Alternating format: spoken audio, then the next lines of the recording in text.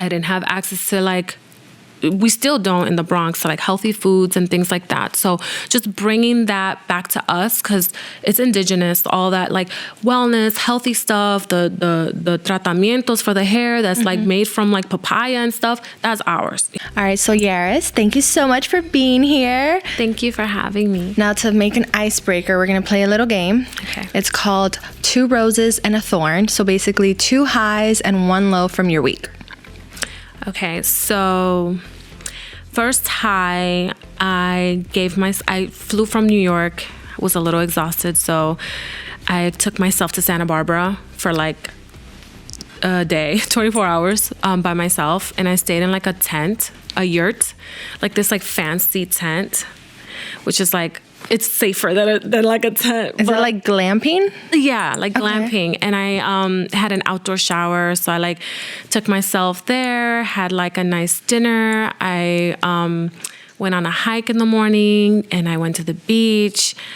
It was like self-care. It was amazing. Yeah. All by myself. Wow. I like to spend time alone. So. All right, so that's 1 rose. That's, yeah, 1 high, rose. Yes. Another one is, I'm here today. Oh, I like this. I love what you're doing, and so this is a high. I like this.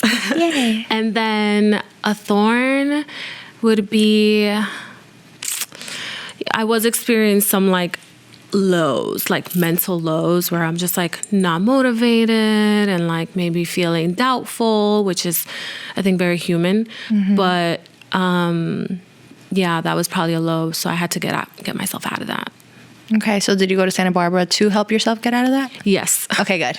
Good. You see, we do it all full circle. Yes, full circle. Now, for those that don't know you, and even for those that do, let's start it from the beginning. What was your childhood like? So I'm from New York. I grew up in Washington Heights and the Bronx. Okay. Half and half. Like I moved to the Bronx when I was like 16 years old. And it was just me, my 2 sisters, and my mom. I did have a stepdad for a few years, but for the most part, it was just like my single mom who she migrated from the Dominican Republic with her 3 daughters. We lived in a 1-bedroom. So I guess there was like a lot of like, you know, struggle and strife, there. What's your favorite childhood memory? I was actually talking to my mom about this morning on my way here. We used to lay in bed together and watch the Food Network, Emerald, and I used to help her translate the ingredients to Spanish. Because she didn't know. So we would bond like that. And I told her today, I was like, that's kind of like, I think that's where the love of like kitchen came from for me, because we would bond over that. And she would love to cook. So it was like, oh, I see where I get it from. Right. So that's probably one of my favorite childhood memories, just like that bonding moment with my mom.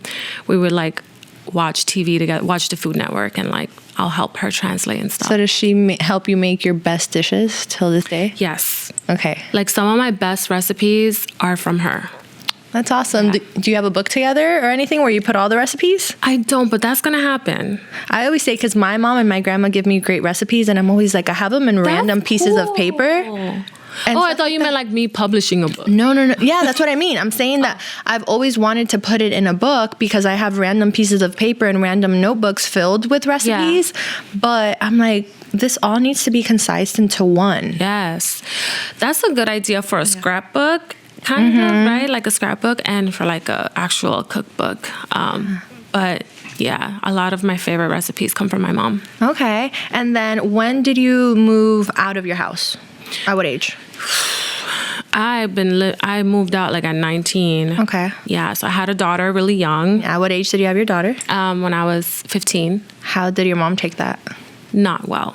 You know, I think like for a lot of parents who, immigrant parents that migrate from, you know, other countries with their children, I think the last thing that they would want is their 15-year-old daughter, 14-year-old daughter pregnant. I know for her, she felt like she failed somehow because she came here to give us opportunities and like for me to go to college, and like, you know, being a Latina and being from the Bronx, the statistics are I wasn't going to make it even to high school, right? So that was always the statistic, excuse me. And it was like my mission to break that stigma, because I felt like I had a lot to prove. I hate statistics personally. Yeah. Because growing up, I also came from a single mom. And statistics, the neighborhood you grew up in, society, the fact that you're Latina, the fact that you're an immigrant, they just want you to fail. Yeah. They basically are like, you're supposed to be promiscuous, you're supposed to be this, you're supposed to be that. And it's like, so if you, for some reason, life just throws you a curve and you end up in a place, you naturally are like, I failed. And at that age, that's so hard to grasp and be able to process. Yes. So you got pregnant at 15. How do you take that? And where is your mind at that age? So, what you were saying just now, like we're a product of our environment until we decide we're not, you know? So I did have a lot of naysayers surrounding me. The decision to have my daughter was my decision, and it was actually me and her dad's decision. We were so young, in love, whatever our version of love was. But we were in love, and we were like, no, I don't know. I just felt like, and a lot of that was because I took on a lot of responsibility at a very young age, where I just assumed a lot of responsibility. It's very interesting, but I felt like, no, I'm going to have this baby. Like, what are you talking about? And I was just started reading books. I started reading books about it. I started educating myself on what to eat, what to do, and took the classes, the breathing classes. I was so in, and I was so getting myself ready. I was just I look back and I'm like, what? The resilience was in me since a young age, you know? I did obviously encounter a lot of struggle after the fact, because it's all good until they come out. You're like, wait, now I gotta pop this watermelon outside. Yeah, and actually raise it and care for it and feed it. Fuck. Sorry. You're good. Yeah. So yeah, I just felt like I had a lot to prove. I was like, no, I'm gonna finish high school and I'm gonna finish with honors. I didn't go to college, though I did try. But by then, my life was just taking off into so many different directions that I was just kind of just trusting what was going on. So was 15-year-old Yaris already were you popular? Were you dealing with bullying? What was your social life like around that time while being pregnant? So I was definitely the pregnant freshman. Okay. In my school. So I was definitely people looked at me a lot, I did have friends, popular, I don't know. I probably was. Because obviously after a few years, you started getting notoriety as time went on. Yeah. But you were still pretty normal then, you would say. Yeah. I did start modeling at a young age though, in high school. Okay. Because people would tell me oh, you should be in music videos. You have the body type, you have the look, and all that stuff. So I was like, okay. So I just started looking at castings and stuff, and I landed my first big music video when I was 17. I was a junior in high school. Yeah, so it was just oh wait, the pregnant freshman is now a video vixen. What the? Right, because and at that age you snap back quick too. Yeah. So you were I'm feeling myself. I just booked a music video. Y'all can't tell me nothing. Yeah, I was definitely feeling myself. Yeah. So now you're 17. You booked a music video. From 17 till 19, when did you or what happened in your life that you were all right, I'm either not making more money, I need to make more money, and I think that exotic dancing is going to be the best thing for me right now? Yeah. So the exotic dancing, the stripping came in when I needed to pay for prom. So I didn't have money to pay for prom. Before then, I had I worked at the Children's Place, retail. I had some retail jobs. I worked at a shoe store in Soho. But then I needed money fast, and I knew a guy that was in that world. So I was my mom can't afford my prom because it's it's a package, you know, they make you pay so much money to like go to prom. And I remember my school won like this contest with 17 magazine where like Kid Cudi was performing. And you were like, I have to be there. Like, my friends were like, you're not going to miss prom, Yaris. And I'm like, what can I do? So I was like, I went to like the strip club. I was like, I'm going to do this for like a night or two. And I'm going to make my money to buy my dress and pay for my prom and everything. And so like, that's how it started. And I was just like, I saw that it was like fast money. And I was like, okay, this is fine. Like, I'm not being touched. I'm not being like, you know what I mean? Like, it's okay. So for like 2 years, I did that. I was dancing. Mm-hmm. Did you feel like you became obsessed with the amount of money you were making and the accessibility to it? The accessibility, yeah. I was like, oh, this is great. Like, this is fast. But the thing about it is, as fast as it comes, it's as fast as it goes. Especially at that age, like, you're not, you know, and if you don't have someone like a mentor or someone that's like, put your money away, invest your money, like, you were just doing stupid crap with your money. Like, I would just go shopping, take my daughter shopping, buy her things. Like, obviously I was taking care of her in that aspect, but definitely like just blowing money. Like, did your family know? My mom did end up finding out. And how was that? Surprisingly, she wasn't terribly mad at me. She was just like, she kind of laughed about it. I mean, she was like, no, Yari. She's like, ¿Tú estás bailando? I was like, I'm on rhythm, Mom. No. She was just like, this daughter of mine. But she just wasn't like terribly like mad at me.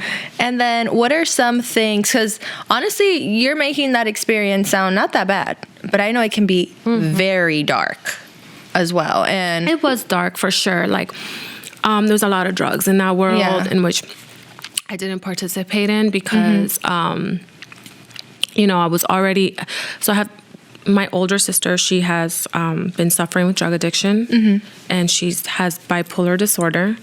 So I was, and the father of my child at that point was also addicted to drugs. So I was like surrounded by that and I was seeing what it was doing to the people that I loved.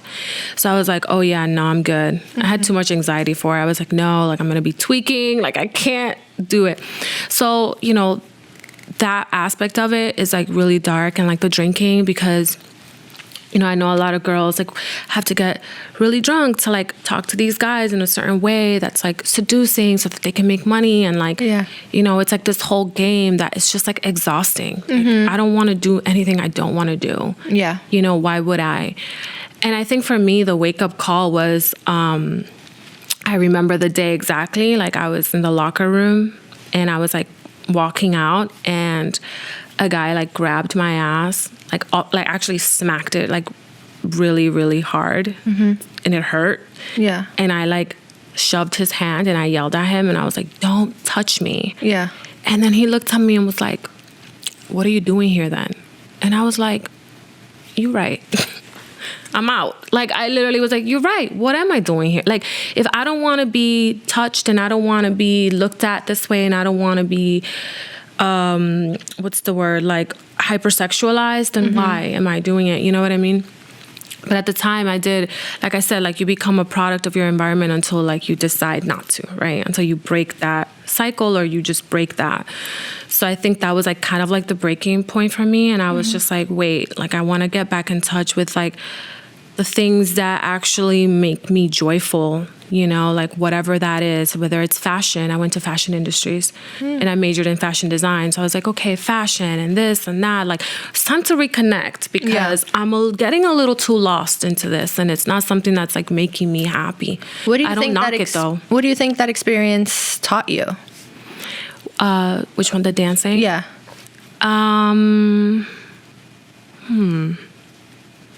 Because you were in it and you didn't have to do the drugs to do it. Yeah. You liked the money of it. That guy made you come out of it from that experience. But overall, it seems like it pushed you to find your actual passion rather than like your passion for something quick, what I call microwavable. You were like, okay, this is microwavable, and now the TV dinner is starting to get stale. And you're like, I need something of substance. Yeah, that's good. So would Yaris today go back and do that again? I mean, I'm just a big firm believer on like everything happens for a reason, or like, you know, you're walking on this path and like it led you here today, and like I love who I am today. I love the woman that I am today. Like, I love myself. Like, seriously, like I'm wise, I am intelligent, I'm resilient, I'm strong, I'm a good mom. And honestly, those experiences led me to this place. So I mean, I guess I would go back and do it again. A lot of also great experiences came from that too. Like, it wasn't all dark. You know, I've met some interesting people there. I've made some friends that I have till this day. One of my best friends, Jenny, like we go way back. She has 2 daughters. I have a daughter. We go back to those days and we're like, she's like my sister. You know what I mean? So I wouldn't like change those things. What's the biggest misconception you think people have of women that are in the dancing industry?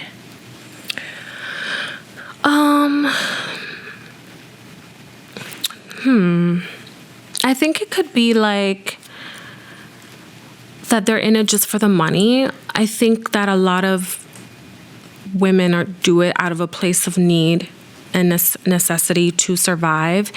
And being that we live in this world where like women are sexualized and it's a patriarchal society, it's like, okay, I'm gonna play the game, you know, and if beauty makes me money, then why not, you know, because it's still a form of art and it's still like beautiful. Like, I mean, look at it now. You know, back in the day when I was doing it, it was super frowned upon, but now it's like an art. Like, there's competitions for it. Yeah, there, you know, you see like FKA Twigs like doing that in her music videos, and like it's now become an art form, right? So it's like, I think it's more acceptable, and I think that I love what it's become, you know, because I think it's like, I don't want to knock the hustle. I don't. I just personally didn't really enjoy it. So that's just me. In that situation, whether it be music videos, whether it be, you know, even fashion. Afterwards, you went to fashion. What kind of men did you deal with then in those different positions while growing up? Because you look a certain way, because you're from an ethnicity which makes you exotic. I hate when a guy calls me exotic. I'm like, yeah, super, hypersexualized. I can't get over that word because it's like literally my life. Yeah. Just, it's been like, you know, because we live in a male-dominated society world, the men are in positions of power. We're moving on from that, I feel, where I know a lot of women that are in positions of power now, which I love. You know what I mean? Like, I myself consider myself a woman that is now in a position where I can help other women. And I love that, you know? But I still need, you know, as we're evolving, elevating, everyone needs help. So I just feel like sometimes, like with men in positions of power, when you need that help, it can be transactional. Like, it's like, I don't know, 2 men that would like help for the sake of like, oh, you have a good heart and you have a good mission behind what you're doing. Like, I'm gonna help you. Like, no, it's a lot of times it's just like, they want to have sex with you. They want to sleep with you. And then if you call them out on it, you're crazy. But then when you don't call them out on it and you're giving them the benefit of the doubt, it always ends up coming up at some point. And then they get salty when you're like, no. Yeah. Because I don't want to do anything I don't want to do. Yeah. You know what I'm saying? It'll be different if I'm like, have a connection with a guy and we have a connection, we hit it off. You know, let's not act like we're not adults here, right?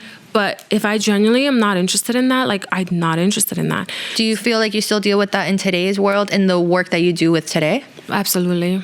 Yeah. And how do you battle that when you're dealing with that?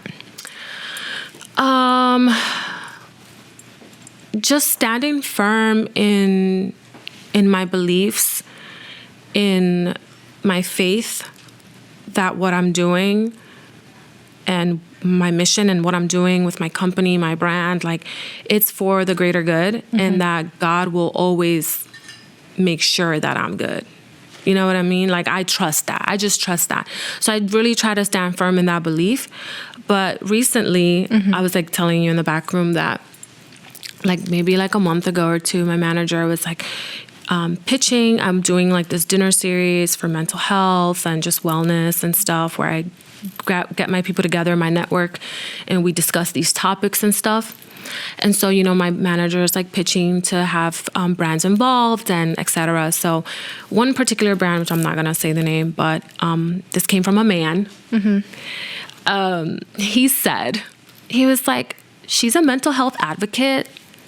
She doesn't look like one. She doesn't look like a mental health advocate. She looks like an Instagram model with all these bikini pictures.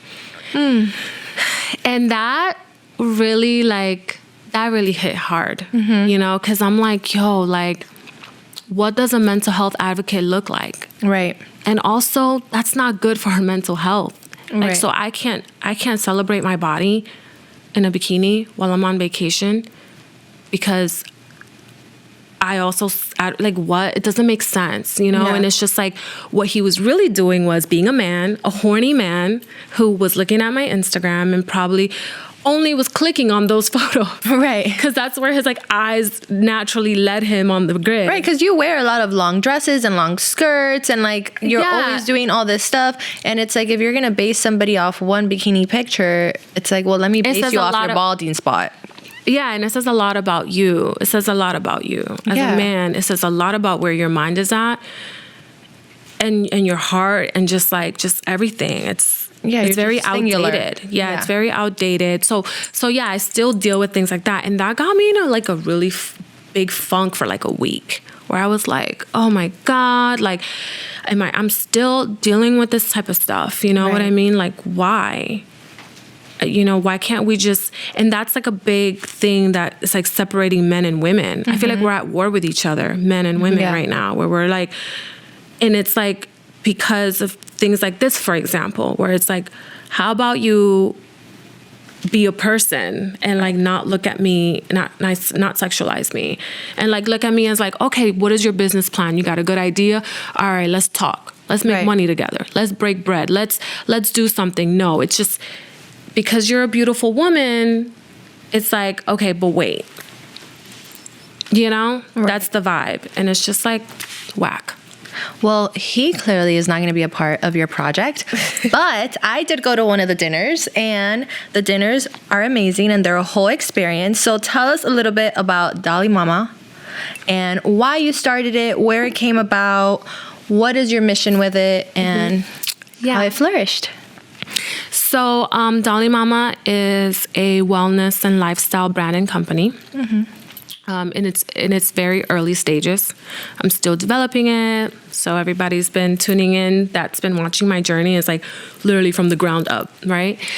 And it's basically a website, a hub, a resource hub for Black and Brown, Latino, Latina, Latinx people where we can find just information, resources, products across a range of industries like beauty, home, health, financial wellness, everything, right? Something for us where we can go and like have accessibility to a lot of these things that I think we didn't have access to. Like me, for example, I grew up in the Bronx at a socioeconomic disadvantage, and, you know, these conversations weren't being had.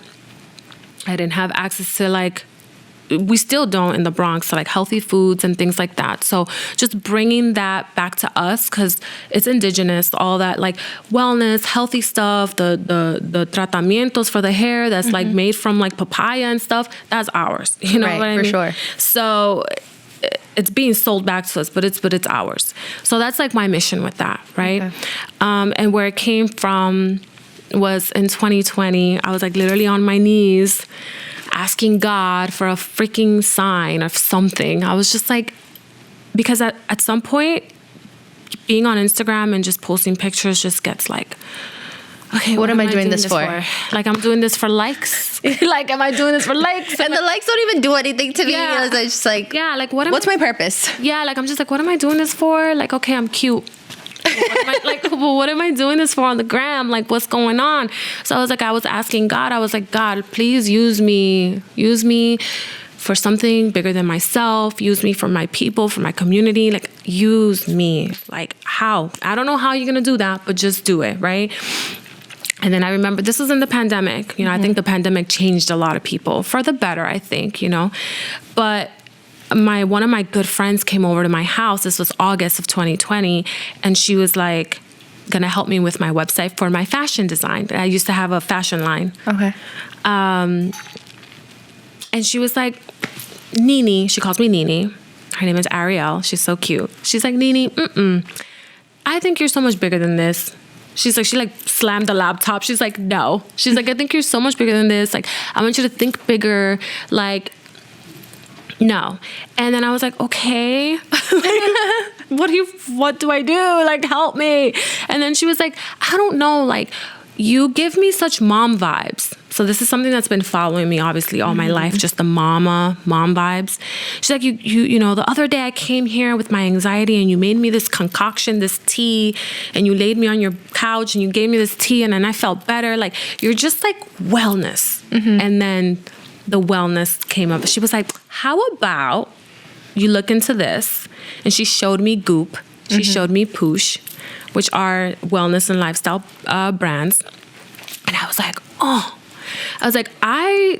do we have that? Like, I don't think we have that for us. You know what I'm saying? Where's our hub? You know, because love Gwyneth, love Courtney, but I don't relate. You know, they don't look like me and they don't come from the same background as me. Financial background, all that, right? So that's where the idea came about. And the name also just has like a lot of story. Like, in high school, my best friends would call me Mother Goose. I became a mom at 15. And then my ex-boyfriend gave me the nickname Dalai Mama. So I was like, oh. So the name went from different, like, it wasn't called Dalai Mama at first. It was called Dolly. Like, Dolly. I was like, no, I don't like this. Sounds like that Pitbull song. No, I don't like this. I'm going to come back with like a trademark claim or something. Yeah. Probably. Yeah, for sure. But then it went to, I was like, my friend was like, yo, why don't you just like stick to Dalai Mama? Like, that's just been your nickname. It's been on your profile for hella long. Like, people actually in the street even call me that when they see me. So it's just like, just keep it like that, you know? Yeah. And there's just so much story there and it's just so true to me. I'm so excited for where it's going to go because, like I said, I've experienced some of the dinners and I just see how you're growing and how you're doing everything. So I have the final question for you. Now that you've had success with different areas of your life throughout time, what is success to you now? Would you say? Peace. I need my peace. Yeah. So like having emotional stability, and that includes the people around me, my partner. I need my peace. Doing something fulfilling, because I realized through time, that if I'm not doing something fulfilling, I'm going to be depressed. I just am. And I don't even, and for a lot of people, it doesn't have to be this grand idea. You know, it could be anything, like you going to the homeless shelter and like giving food, like just like doing something fulfilling. Yeah. It can be a walk. Yes, it could be a walk. It could be like just something, again, that's nurturing and fulfilling. And I need my house, my big old house with my backyard for my animals, because I want a lot of animals. Do you want a garden? Yes, a garden and like a little farm, because I want animals. I want pigs and horses. I'm like, that's what I want. Yes. And that's what you're going to have. Yes, that's what I'm going to have. And I think that's it. And to be able to travel, to be able to have money to be good, to not stress about the day-to-day, right? You know what I mean? Like, that would be great for me. Like, Do you, and we'll close it off with this, like, do you feel as Latinos, we have an insecurity and a fear to money? You be asking good questions. Yeah. Yes, you ask. Because I've dealt with that. Yes. No. Yes. 100%. I was actually talking about this in my last dinner event and the panel that I just did.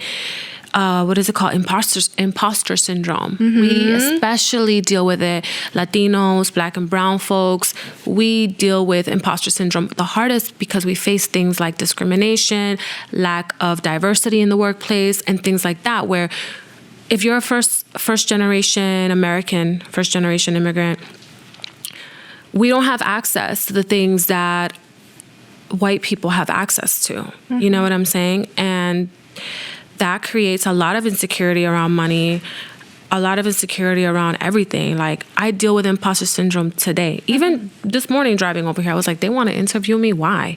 Because you're amazing. Because you're Yaris Sanchez. You're so cute. Thank you. What do you mean? Thank you. But no, that's the thing that we deal with in our head, where I'm just like, imposter syndrome. It's like, I still can't believe it, you know? Like, but we have to own it and claim it. And I think as we get older too, understanding what imposter syndrome is, we're able to identify it to be able to attack it quicker. Yes. And that it doesn't mean it's going to go away. No, exactly. But it's an easier thing we're able to, it's like when you eat that greasy food and you're like, all right, well, I'm going to feel like crap. But like now I know what I need to do to not feel like crap. Yes, yes. And you also have great analogies. Thanks. By the way. But yes, 100%. Doesn't mean that it's going to go away. But see, this conversation we're having right now and on the platform that we're having it on is very important because now we're talking more about this, which I think it wasn't being done very much, Yeah. And I know I know my mom, for example, she like went to my dinner and was just like telling me like if she had this when she was growing up, like what a difference it would have made like in her life, and in my sisters' lives, both of my sisters having mental disorders. So this is like a big reason why I'm doing all of this. And when I deal with imposter syndrome, I think about them. Yes. Well, thank you so much for being on here. I'm so glad you were able to take time out of your schedule. And if anybody wants to follow Yaris, we'll make sure to put all her tags and everything so that you guys can follow her. But on social media, you're just Yaris Sanchez, right? Yeah, Yaris_Sanchez. Yaris_Sanchez. And Dalai Mama World. Yes, Dalai Mama World to keep up with everything and how much is going to be growing. Thank you. And until next time, bye. Bye.